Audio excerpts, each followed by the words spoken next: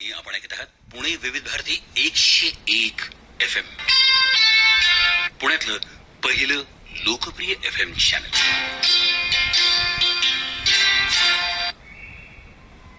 संध्याकाळचे 6:15 वाजलेत. कार्यक्रम साध संवाद. एक मुलाखत ऐकूया. मुलाखत घेतली गौरी लागू यांनी. श्रोत्याहो नमस्कार. साध संवाद या कार्यक्रमात सर्वांचं मनपूर्वक स्वागत. श्रोत्याहो, 16 सप्टेंबर हा जागतिक ओझोन दिवस. त्यानिमित्त आज आपण बोलणार आहोत भारतीय उष्णदेशीय हवामान विज्ञान संस्थान इथल्या कार्यक्रम अधिकारी मुग्धा कुलकर्णी यांच्याशी. मुग्धा नमस्कार. आकाशवाणीच्या स्टुडिओमध्ये तुमचं स्वागत आहे. सुरुवातीला विचारायला आवडेल की भारतीय उष्णदेशीय हवामान विज्ञान संस्थान याच्यामध्ये तुम्ही काय स्वरूपाचं आता काम चालू आहे? खूप खूप धन्यवाद. तर सध्या मी IITM Indian institute of tropical metrology अर्थात जसं तुम्ही सांगितलं उष्णदेशीय हवामान खाते संस्थान इथे प्रोग्राम ऑफिसर म्हणून काम करते.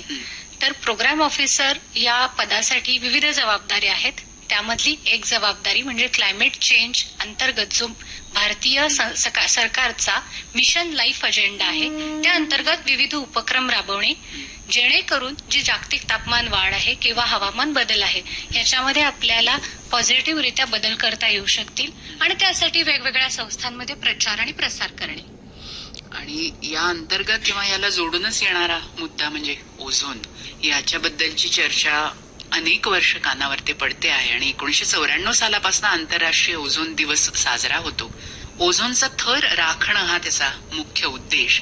सुरुवातीला आम्हाला ओझोन दिवसाची पार्श्वभूमी काय आहे, त्याचा इतिहास काय आहे याच्याबद्दल जाणून घ्यायला आवडेल. नक्कीच.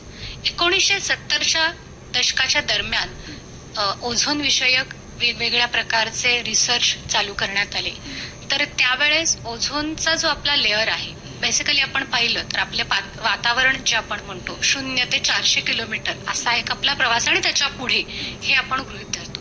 तो तपांबर, स्थितांबर, दलांबर किंवा आयनांबर आता त्याचं नवीन नाव झालं आहे आणि त्यानंतर पुढे बाह्यांबर अशा विविध टप्प्यांमध्ये म्हणजे इंग्रजीमध्ये आपण त्याला ट्रोपोस्फिअर, स्ट्रॅटोस्फिअर, आयनोस्फिअर, थर्मोस्फिअर आणि एक्झोस्फिअर अशा पद्धतीनं बोलतो. त्यातला जो महत्वाचा भाग आहे स्ट्रॅटोस्फिअर अर्थात स्थितांबर, याच्यामध्ये ओझोनचा लेअर आहे जो मुख्य करून सूर्याची जी अतिनील किरणं आहेत अल्ट्राव्हायोलेट रेज त्यांना ऍब्सॉर्ब करण्याचं, त्याला शोषून घेण्याचं काम करतो, जेणेकरून पूर्णपणे हानिकारक जी अतिनील किरणं असतील ती आपल्यापर्यंत पोहोचणार नाहीत आणि आपली जी पूर्ण सजीव सृष्टी आहे ती व्यवस्थित बॅलन्स करून राहू शकेल. हे त्याचं एक महत्वाचं काम झालं ओझोनचं. तर या संदर्भात रिसर्च करताना वैज्ञानिकांना असं लक्षात आलं की ह्या ओझोनला एक छिद्र पडला आहे ज्याला आपण ओझोन लेअर डिप्लिशन असं इंग्रजीमध्ये बोलतो की तो ओझोन कमी झाला आहे. तर मग तो ओझोन कमी कशामुळे झाला आहे याचा ज्यावेळी शोध घेण्यात आला त्यावेळेस सायंटिस्टना असं लक्षात आलं की ज्या मानवनिर्मित वेगवेगळ्या घटना आहेत, औद्योगिकरणाच्या विविध ऍक्टिव्हिटी, वेगवेगळ्या ज्या काही गोष्टी करतोय आपण त्यामुळे त्याच्यामधनं विविध पदार्थ जे आहेत ते वातावरणात उत्सर्जित होतात, त्यांची एकमेकांबरोबर रिॲक्शन होते आणि त्यामुळे कुठंतरी ओझोनला धक्का पोहोचलेला आहे, ओझोनची हानी झालेली आहे. तर या संदर्भाच्या रिसर्चला नोबेल पारितोषिक मिळालं. शेरवूड रोलंड असे ब्रिटिशचे सायंटिस्ट होते. त्यांची ती इमेज जी होती की पृथ्वीला जो अंटार्क्टिकाजवळ छेद पडला आहे ती खूप पॉप्युलराइज झाली त्या दरम्यान आणि त्यानंतर मग ओझोन विषयक कार्य करण्याची गरज जी आहे ती निर्माण झाली. त्या अनुषंगानं जागतिक किंवा वैश्विक लेवलला सर्व देशांची एक कॉन्फरन्स भरली. त्याला म्हणतात व्हिएन्ना कन्व्हेन्शन. 1985 मध्ये ही भरली आणि ज्याच्यामध्ये 28 देशांनी ओझोनचं जे आपलं छिद्र झालेलं आहे त्याला पूर्ववत करण्यासाठी प्रयत्न करण्याची शाश्वती दिली. त्या अनुषंगाने 1987 रोजी मॉन्ट्रियल प्रोटोकॉल हा एक ड्राफ्ट बनवण्यात आला की मुख्यत्वे करून जे क्लोरोफ्लोरोकार्बन्स आहेत आणि त्यानंतर हायड्रोक्लोरोफ्लोरोकार्बन CFCs आणि HFCs यांना आपण कमी करू की जे गॅसेस बेसिकली रिस्पॉन्सिबल आहेत किंवा जे कारणीभूत आहेत ओझोनचा छिद्र पडण्यासाठी. तर हे ठरवण्यात आलं. ही झाली आपली पार्श्वभूमी. बरोबर. पण याच्यामध्ये सहभागी असलेल्या देशांनी हे मान्य केलं की अशी घटना घडते आहे आणि त्याच्यावरती काहीतरी नियंत्रण आपण आणलं पाहिजे. या करारानंतर मग पुढे काय कारवाई झाली त्याच्याकडे आपण जाऊच या. पण ओझोन म्हणजे नक्की काय आणि त्याचं कार्य काय आहे, त्याचा माणसाला असणारा उपयोग किंवा पृथ्वीला असणारा त्याचा उपयोग काय, त्याच्याबद्दल आधी जाणून घेऊया. हा, आपण ओझोनचं केमिकल फॉर्म्युलेशन जर बघितलं तर O3 म्हणजे हा एक अनस्टेबल स्वरूपाचा, अस्थिर स्वरूपाचा गॅस आहे, जो बेसिकली ऑक्सिजन आणि ऑक्सिजनचा नवजात अणू, 2 ऑक्सिजनचे अणू आणि एक नवजात अणू यांना मिळून ऑक्सिजन ओझोन बनतो.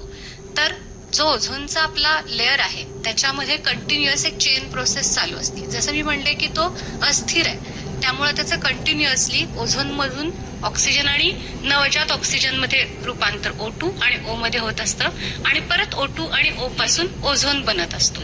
तर हे आपण एक केमिकल कॉम्पोजिशन म्हणू शकतो ओझोनचं. तर जसं मी म्हणले की मुख्यत्वे करून ह्याचा काम हे आहे की जे वेगवेगळे अतिनील किरण जी आहेत त्यांना तो शोषून घेतो.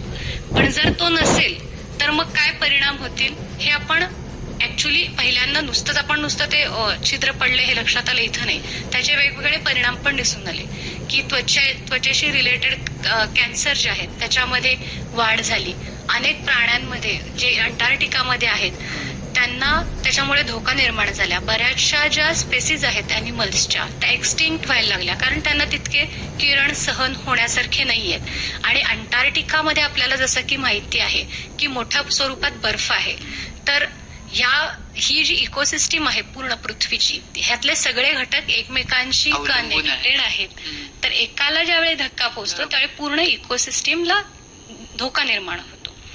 तर यासाठी अंटार्क्टिकावरचा बर्फ वितळणं हे सगळ्या मानव जातीला आणि पृथ्वीलाच धोक्याचं आहे हे ओव्हर अ पिरियड आपल्याला आता समजतं आहे असं म्हणूया. कारण याच्याबद्दलची खूप माहिती प्रचार झालेला आहे आणि 1994 सालापासून आपण हा दिवस साजरा करतो आहोत. तर तेव्हापासनं किंवा त्याच्या आधीपासूनच याच्याबद्दलची जाणीव जागृती झालेली आहे. वातावरणातल्या ओझोनचं महत्व काय आहे हे एकदा पुन्हा सांगाल का?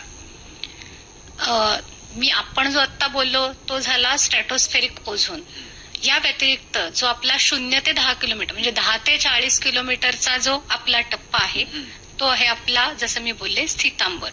त्याच्या खालचा जो मुख्यत्वे करून फिल्ट्रेशनचं काम करतो त्याच्या खाली एक लेअर येतो जो आहे आपला तपांबर, ज्याला म्हणतो आपण ट्रोपोस्फिअर. तर ट्रोपोस्फिअर मध्ये पण काही अंशांमध्ये ओझोन हा उपस्थित असतो आणि त्याचं मुख्य कार्य हे असतं की वेगवेगळे जे आपले प्रदूषक आहेत, पोल्युटंट्स आहेत, त्यांना तो फिल्ट्रेट करतो किंवा त्यांना तो शोषून घेतो.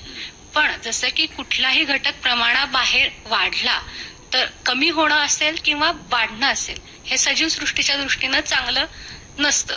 तर त्या पद्धतीनंच सध्या ज्या आपल्या इतर औद्योगिक घटना आहेत किंवा जे आपण व्हेहिक्युलर पोल्युशन म्हणतो त्याच्यापासून नॉक्स हा एक गॅस निघतो आणि नॉक्स बरोबर इतर CH कंपाऊंड्स जे असतात त्यांची रिॲक्शन होऊन ओझोनची निर्मिती होती.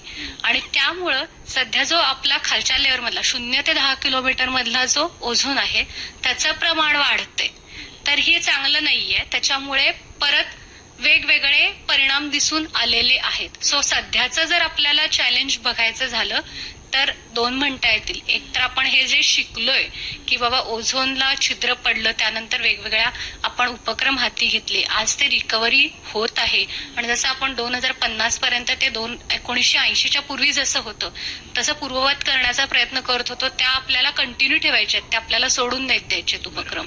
आणि दुसरी गोष्ट, हा जो नवीन आता सध्या दिसून आलेला आहे ट्रोपोस्फेरिक ओझोन, याला कमी करण्यासाठी आता आपल्याला नवीन उपक्रम हाती घेणं गरजेचं आहे. पण ह्या आपल्या जीवनशैलीशी गोष्टी निगडीत आहेत असं म्हणूया. म्हणजे तुम्ही परफ्यूम वापरणं असेल किंवा रोजच्या वापरातला घरातला रेफ्रिजरेटर असेल, यासारख्या गोष्टींनीही या वातावरणातला ओझोन वाढतो असं तुम्ही काय सांगाल याच्याबद्दल? अच्छा, जर आपण म्हणतो की कोणते असे मुख्य प्रदूषक आहेत किंवा असे कोणते घटक आहेत की जेणेकरून ओझोन जो आहे त्याला धक्का पोहोचू शकतो, एक तर पहिला आपण म्हणू शकतो की ज्याच्यामुळे ओझोनला छिद्र निर्माण झालं तर त्याच्यामध्ये एरोसोल हा एक मुख्य कंपाऊंड येतो आणि त्याच्याबरोबर कार्बन टेट्राक्लोराइड्स आणि स्टरिलंट्स. तर बेसिकली जे आपण मेडिकल इक्विपमेंट्स असतात त्यांच्यामध्ये, म्हणजे छोटं मोठं नाही म्हणत आहे, आपण सुई वगैरे अशा पद्धतीचं नाही, तर मोठे जे इक्विपमेंट असतात त्यांना स्टरिलायझेशन करावं लागतं बरोबर. प्रत्येक यूज नंतर. तर ह्यामध्ये बऱ्याच प्रमाणात CFC गॅसेस अगोदर यूज करण्यात येत होते. त्याचबरोबर जी फायर एक्सटिंग्विशिंग सिस्टीम असते, आपल्याला सगळीकडे माहितीये की आपल्याला आग विझवण्यासाठी जी यंत्रणा देण्यात येते त्याच्यामध्ये पूर्वीच्या काळी जे गॅस यूज करायचे, तर त्याच्यामधले काही गॅस ज्याला आपण हॅलॉन्स म्हणतो बेसिकली, तर तिथे त्याचा उपयोग होत होता. किंवा जसं तुम्ही म्हटलं, थांबवण्यात आलंय. हा, हे आपण आता कमी केलेलं आहे. शीतलीकरणाच्या ज्या घटना होत्या की पूर्वीचे जे तुम्ही रेफ्रिजरेटर बघाल तर त्याच्यामध्ये खूप मोठ्या प्रमाणात CFC होते, आता त्यांना आपण रिप्लेस केले नवीन नवीन घटकांनी. या व्यतिरिक्त जे आपण शेती करतो त्याच्यामध्ये जो आपला फवारा वापरतो कीटकनाशकांचा, शेतीच्या बऱ्याच घटकांमध्ये CFC आढळून येत होते. त्याचं परत आपण रिप्लेसमेंट वेगवेगळे शोधले आणि आपण त्यांना कमी केलं. त्या पद्धतीनं सॉल्व्हंट्स असतात किंवा कोटिंग, प्रोटेक्टिव्ह कोटिंग्स असतात. काही वेळा आपल्याला डिग्रीसिंगच्या ज्या ऍक्टिव्हिटी, म्हणजे जो एखाद्या प्रोडक्टवरती, कुठलाही प्रोडक्ट मेटलचा घेतो त्याच्यावरती एक ग्रीसचा लेअर आलेला असतो, तो काढण्यासाठीचे जे कंपाऊंड आहेत, बेसिकली CFC 11 to CFC 14 ही एक सिरीज आहे. ह्याच्यामध्ये वेगवेगळे एलिमेंट्स आहेत, 11, 12, 13, 14. जसं मी बोललो की ब्रोमाइड वगैरे, मिथाइल ब्रोमाइड, हे जे कंपाऊंड्स आहेत यानं बेसिकली याच्या रिॲक्शनमुळे ओझोन जो आहे तो कमी झाला होता. आणि त्यानंतर आपण ह्याच्यासाठी केलं म्हणजे काय, बेसिकली जे सायंटिस्ट आहेत त्यांनी सबस्टिट्यूट शोधून काढली. सबस्टिट्यूट्सचा अवलंब जो आहे तो सर्व उद्योगांनी केला आणि त्यानंतर ही रिकव्हरी आपल्याला आज कुठेतरी शक्य झालेली आहे. आणि फार सकारात्मक गोष्ट आहे की असं घडलेली घटना ती आपण बदलू शकतो आणि त्याच्या संदर्भातलं संशोधन होऊन ते सर्व लोकांपर्यंत पोहोचून आपण जे गोष्टी वापरतो आहोत घरामध्ये किंवा इंडस्ट्रीमध्ये असेल त्याच्यामध्ये हे बदल झाले आहेत गेल्या काही वर्षांमध्ये. नक्कीच. ओझोनच्या थराला छिद्र पडणं ही घटना एकदा आम्हाला समजावून सांगा ना, आणि हे साधारण कधी झालं? कुठलाही बदल जो असतो तो अचानकपणे घडत नाही बरोबर. की एका रात्रीत छिद्र पडलं असं तर काही झालेलं नाहीये. तर मी जसं बोलले की औद्योगिक क्रांतीनंतर विविध उत्पादनं आली आपल्या वापरामध्ये. महत्वाचे त्याच्यामधले 2 आहेत. एक म्हणजे रेफ्रिजरेटर्स, म्हणजे घराघरात ज्या गोष्टी आहेत आणि ज्याच्यामुळे मोठ्या लेवलला एक आपण म्हणू शकतो बदल घडून आला. तर रेफ्रिजरेटर्स आहेत, AC आहेत. AC मध्ये हायड्रोक्लोरोफ्लोरोकार्बन्स असतात, HCFC. सो त्यांनाही कमी करणं, त्यांच्यामुळेही ओझोनवरती परिणाम होतो चेन रिॲक्शन मधून. तर पण तो दुसरा म्हणजे तो एक लेटर फेज होता, कारण ज्या प्रमाणात CFC मधून होतो त्याच्यापेक्षा थोड्या कमी प्रमाणात HCFC मधून होतो.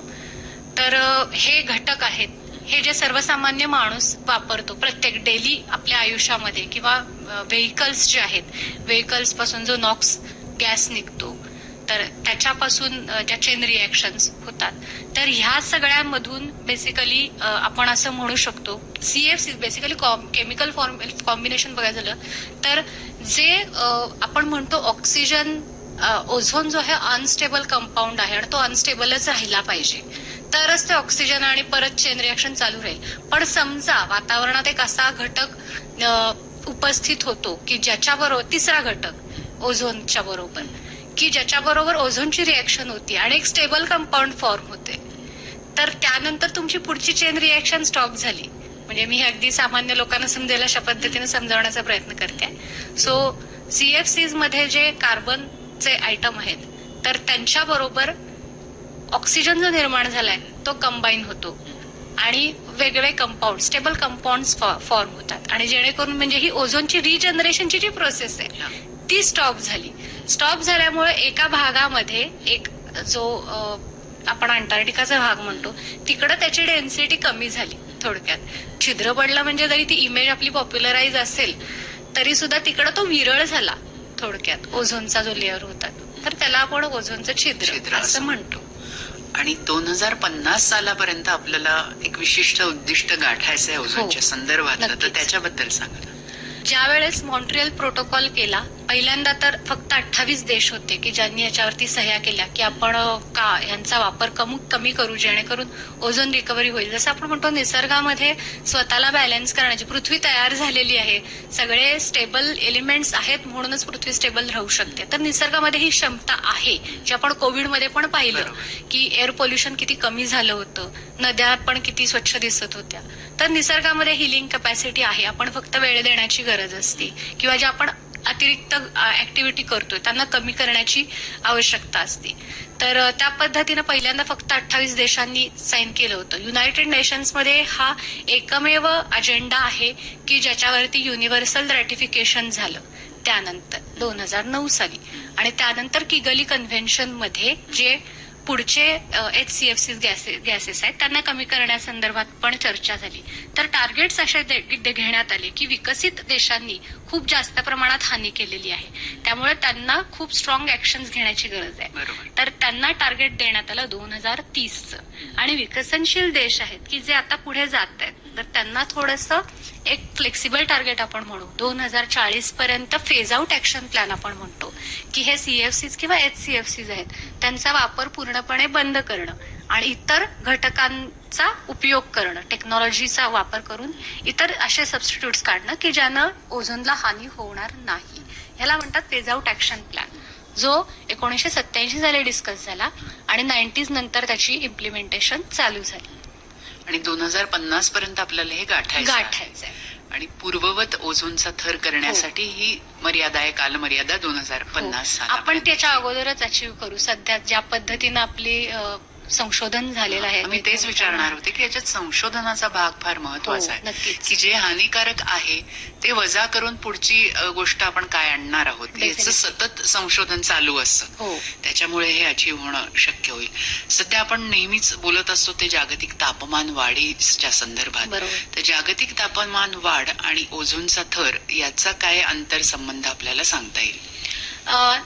जरी या दोन वेगवेगळ्या घटना असल्या तरी त्या दोन्ही घटनांमुळे एकच सिद्ध होतं. मग ती जागतिक तापमान वाढ असेल आणि हवामान बदल असेल किंवा ह्याच्या अगोदर पहिल्यांदा मोठ्या प्रमाणात पर्यावरणाविषयक एक जागृती ज्या घटनेमुळे आली ओझोनमुळे, आणि हे जर रिकव्हर नाही केलं तर सगळ्यांचं अस्तित्व धोक्यात येईल ही जाणीव एक वैश्विक लेव्हलला त्यावेळी झाली आणि सर्वांनी एकत्रितरित्या येऊन प्रयत्न केले. यावेळेस ओझोन डेची जी आपली थीम आहे ती ओझोन फॉर लाईफ अशी आहे. तर हा दिवस हे काय फक्त आपण म्हणजे प्रचार आणि प्रसारासाठी नाही, तर हे एक प्रतीक आहे की ज्यावेळेस सगळे वैश्विक लेवलला प्रयत्न करतात त्यावेळेस आपल्याला कुठलंही पर्यावरण विषयक उद्दिष्ट साध्य करणं किंवा सोशो इकॉनॉमिकल उद्दिष्ट साध्य करणं शक्य आहे. आणि सातत्य त्यातलं फार महत्वाचं. नक्कीच. तर त्याच पद्धतीनं आपण ज्यावेळेस जागतिक तापमान वाढ जो कार्बन डायऑक्साईड आणि मिथेन आणि तत्संबंधित गॅसेसमुळे होत असतो ज्याला आपण ग्रीन हाऊस गॅसेस म्हणतो, तर यांचा आपल्याला म्हणजे यानंतरची ही पुढची घटना होती की आपल्याला लक्षात आलं की बाबा थोडंसं तापमान वाढत चाललंय काही दशकांपासून आणि जी आपली मीन सी लेवल आहे किंवा समुद्राची पातळी आहे ती पण वाढत चाललेली आहे. हिमनद्या वितळत आहेत, हिमनद्या अंटार्क्टिकामधील बर्फ वितळत आहेत की त्यामुळे पाण्याची पातळी वाढेल, लँड जाईल. काही शहरं कदाचित भविष्यात त्याला असे काही प्रेडिक्शन्स आहेत. मुंबई, लंडन किंवा जे समुद्राच्या जवळ शहर आहेत त्यांना धोका आहे वगैरे ही परिस्थिती. पण मग परत आता सध्या आपण बघितलं तर जसं आपण ओझोनला रिकव्हरी पोझिशन मध्ये आणत आहोत, जवळपास आणलं आहे, त्या पद्धतीनं आता पुढची जी स्टेप आहे ती क्लायमेट चेंज ज्याला आपण म्हणतो सस्टेनेबिलिटी अजेंडा याच्या दृष्टिकोनातून आहे. तर 2023 पासून ज्या पूर्ण लिस्टेड कंपनीज आहेत भारतामध्ये, युरोपमध्ये हे अगोदरपासून चालू झालं, तर त्या सर्वांना जसे त्यांचा फायनान्शियल रिपोर्ट असतो की तुमचा नफा किती, तोटा किती, हे सगळं त्यांना डिक्लेअर करावं लागतं सेबीला. त्याच पद्धतीनं त्यांना त्यांचा पर्यावरण विषयक जो काही लेखाजोखा आहे, फुटप्रिंट आहे, तो देखील आता सांगावा लागेल. आणि जे समाजाविषयक ते काही बांधिलकी लागती म्हणून काही कार्य करणं त्यांना जे आवश्यक आहे हे सर्व त्यांना आता, आणि नुसतं सांगायचंय म्हणजे नुसतं लिहून नाही, तर त्याच्या अंतर्गत वेगवेगळे त्यांनी क्लॉज दिलेले आहेत की जेणेकरून हे सगळे लिंक कुठे आहेत अल्टिमेटली तर आपली जागतिक तापमान वाढ आणि हवामान बदल यांना कमी करणं किंवा यांना बॅलन्स करणं या संदर्भात. बरोबर. ट्रोपोस्फेरिक ओझोन बद्दल आपण अजून थोडंसं चर्चा करावी असं मला वाटतंय. तर आपण जे दैनंदिन जीवनामध्ये वेगवेगळ्या प्रकारचे इन्सेक्टिसाइड्स वापरले जातात किंवा पेंट्स वापरले जातात, क्लीनर्स वापरले जातात, सॉल्व्हंट्स वापरले जातात वेगवेगळ्या प्रकारचे, तर ह्याच्यापासून व्हीओसीज इमिट होतात. व्हीओसीज म्हणजे काय, तर व्होलेटाईल ऑर्गॅनिक कंपाऊंड किंवा व्होलेटाईल ऑर्गॅनिक कार्बन असंही म्हणतात. तर जसं आता तुम्हाला सर्वांना परिचित असेल की नवीन पेंट केलेली एखादी खोली असेल तर त्याच्यामध्ये एक प्रकारचा वास वास येतो. राहिलेला असतो. तर हा वास कुणामुळे येतो, तर ते व्हीओसीज मुळे येतो. तर इंडोर एअर क्वालिटी हा एक की बाबा आपल्या घरगुती घरात आपण राहत असताना आपली हवेची कशी असली पाहिजे क्वालिटी, ह्या संदर्भात काही नॉर्म्स आले आणि त्याच्यामध्ये व्हीओसीचा पहिले उल्लेख झाला. पण या व्यतिरिक्त जो आपला वापर होतोय व्हीओसीचा आणि त्याच प्रकारे जसं आपला ऑटोमोबाईलचा वापर होतो ज्याच्यामध्ये नायट्रोजन ऑक्साईडचे बरेचसे कंपाऊंड्स तयार होतात. तर हे दोन घटक आपण अगोदर वेगवेगळे बघत होतो. पण आता ह्या असं लक्षात आलंय की ह्या दोघांच्या पण रिएक्शन्स होत आहेत. कसं आहे, कुठलेही दोन कंपाऊंड आपण जसे संशोधन करू तसं आपल्याला लक्षात येतं की कुठल्या कुठल्या काही काही रिएक्शन्स होऊन काय बदल घडत आहेत.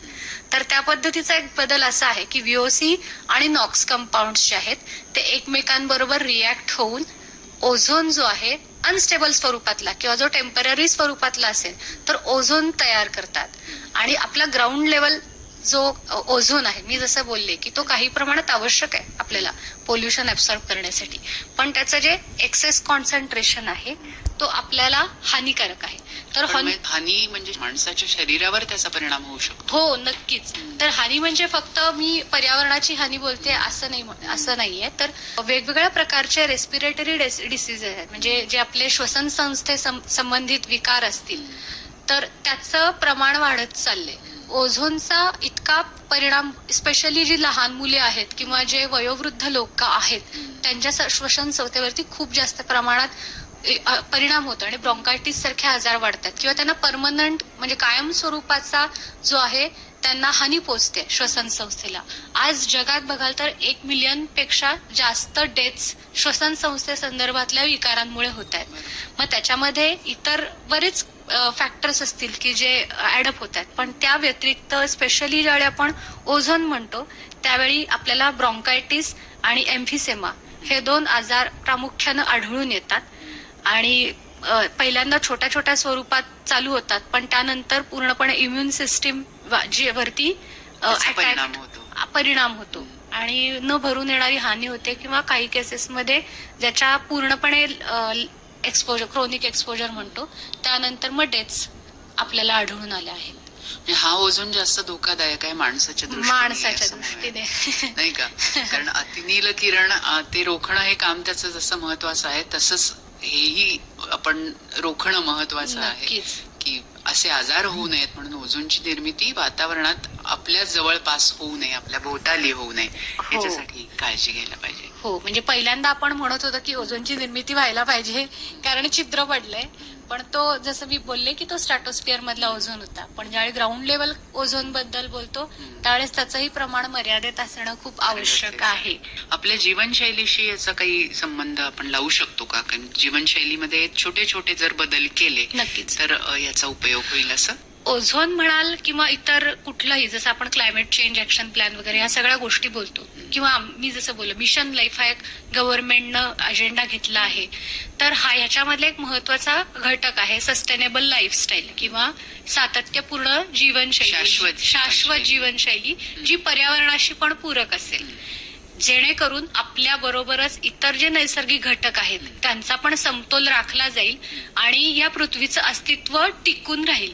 हा सध्या आपला फोकस आहे. तर जसं मी म्हणत होते की लाईफस्टाईल रिलेटेड गोष्टी दैनंदिनी आपल्या ज्या काही घटना आहेत, कुठले पदार्थ आपण वापरतो, कुठले पदार्थ खातो, आणि साधी गोष्ट आहे आपण कपड्यांचं उदाहरण घेऊ. 21 वर्षांपूर्वी जे लोक कपडे वापरत होते 1 वर्षासाठी आणि आज जर घेतलं तर त्याच्यामध्ये खूप तफावत दिसून येते.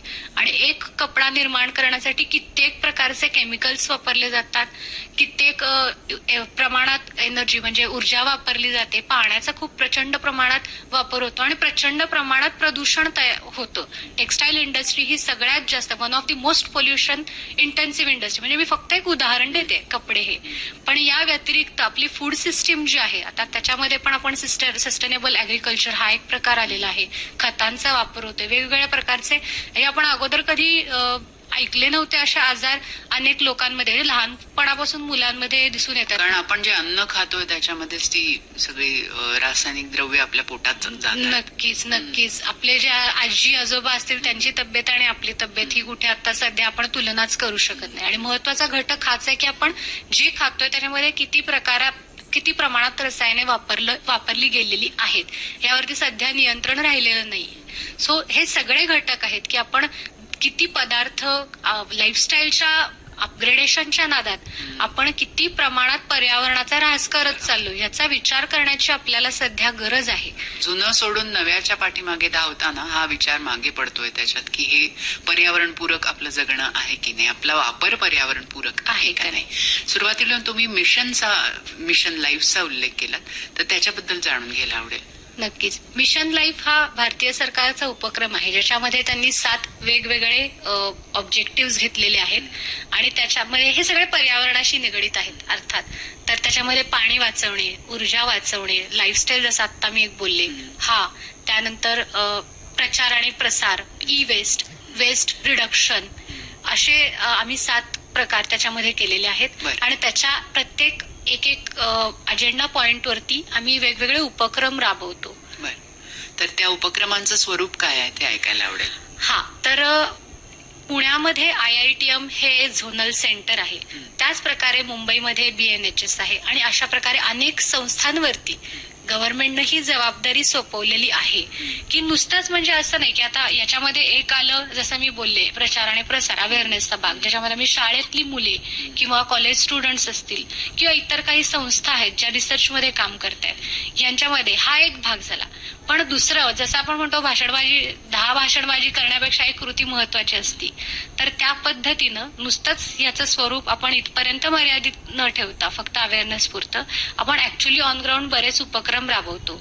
म्हणजे आपण पर्यावरण गेल्या महिन्यामध्ये पर्यावरण दिनानिमित्त आपण 3000 सीड प्लांटेशन केले बाणेर टेकडीपाशी. त्या व्यतिरिक्त ई वेस्ट रिडक्शनसाठी आपण वेगवेगळे स्कूल्स आणि कॉलेजेसमध्ये लॉन्च करतोय कलेक्शन सेंटर्स म्हणून की मुले येऊन तिकडं त्यांचं वेस्ट डिपॉझिट करतील. जे स्वच्छता सफाई कर्मचारी असतील त्यांच्या मार्फत आपण विलगीकरण कचऱ्याचं करणं आणि त्याच्यावरती जास्तीत जास्त रिसायकलिंग कसं करता येईल या दृष्टीनं काम करतो. वेगवेगळे रिसर्च प्रोजेक्ट्स आपण हातात घेतलेले आहेत की जे आपल्याला या मिशन लाईफला किंवा सस्टेनेबल लाईफस्टाईलला मदत करू शकते. संसाधनांचा वापर कमीत कमी करणं, ती पुनर्वापर त्याचा करणं आणि योग्य ठिकाणी ती जातायत ना पुनर्वापरासाठी हे बघणं हेही आपल्या रोजच्या जगण्याचा भाग आता बनला पाहिजे असं या निमित्ताने म्हणावं असं वाटतं. हो नक्कीच. पण भारतीय संस्कृतीसाठी या गोष्टी नवीन नाही आहेत. अगदीच. आपण कोकणातल्या अजूनही कुठल्या घरी गेलो तर त्यांच्या मागे एक परसामध्ये त्यांनी एक चर खणलेला असतो ज्याच्यामध्ये ते रोजचं त्यांचं फूड वेस्ट असतं ते टाकतील आणि जो सुका कचरा असेल तो फक्त बाहेर देतील. किंवा कपडे म्हणाल तर पहिले 4 धोतर आणि 4 सदरा या पद्धतीचं लोकांचं राहणीमान होतं. प्रत्येकाची आपापली विहीर होती म्हणजे पाण्याच्या बाबतीत प्रत्येक जण स्वयंपूर्ण होता. तर ही आपली त्याची काळजी घेणं ही त्याची जबाबदारी हो, होती. पाणी शुद्ध राहत आहे ना त्याच्यात काही मिसळत नाहीये. बरोबर. मग त्याच्यासाठी कासव आहे किंवा इतर बरेच त्यांच्या दृष्टीनं जे उपयुक्त म्हणजे त्यांना जे उपयुक्त वाटेल ते त्या पद्धतीचे मेजर्स घेत होते. आपल्यामध्ये ही गोष्ट आहे. आपण अजूनही कुठली पटकन गोष्ट फेकून देत नाही, त्याला आपण परत वापर करण्याचा प्रयत्न करतो. ही चांगली गोष्ट आहे. हे आपल्या सांस्कृतिक मूल्य आहेत कुठेतरी आणि ही मूल्य जोपासत पुढे जाणं आणि ते पुढच्या पिढीला देखील पास करणं, पुढच्या पिढीला देखील याची समज आणून देणं हे माझ्या दृष्टीनं खूप महत्वाचं आहे. वापरा आणि फेकून द्या हे न करता त्याचा पुनर्वापर करत राहणं आणि प्रत्येक खरेदी मागे विचार करणं ही फार काळाची गरज आहे. अगदीच. आणि त्या अर्थाने ओझोन आणि जागतिक तापमान वाढ आणि शाश्वत जीवनशैली या सगळ्या एकमेकांशी जुळलेल्या गोष्टी आहेत. त्यामुळे त्याचा एकत्रित विचार करणं हे फार महत्वाचं आहे. कुठलीच यातली बाब वेगळी काढून आपण त्याच्याबद्दल बोलू शकत नाही. बरोबर. अगदी. ओझोनच्या उदाहरणावरनं असं म्हणता येईल की एखादं ध्येय धोरण ठरवल्यानंतर एखादी गोष्ट आपल्याला गाठता येऊ शकते जागतिक पातळीवरती. तापमान वाढीच्या संदर्भात सुद्धा या विषयीनी या दृष्टीने विचार होईल असं आपण मानूया. आज ओझोन दिवसाच्या निमित्ताने आपण आकाशवाणीच्या स्टुडिओमध्ये आलात त्याबद्दल मनपूर्वक आभार. धन्यवाद. खूप खूप धन्यवाद. मी देखील इथं खूप आनंदी आहे येऊन. धन्यवाद श्रोते. सात संवाद या कार्यक्रमांतर्गत 16 सप्टेंबर या जागतिक ओझोन दिनाच्या अनुषंगाने भारतीय उष्णदेशीय मौसम विज्ञान संस्थान येथील कार्यक्रम अधिकारी मुग्धा कुलकर्णी यांची गौरी लागू यांनी घेतलेली मुलाखत आत्ताच आपण ऐकली.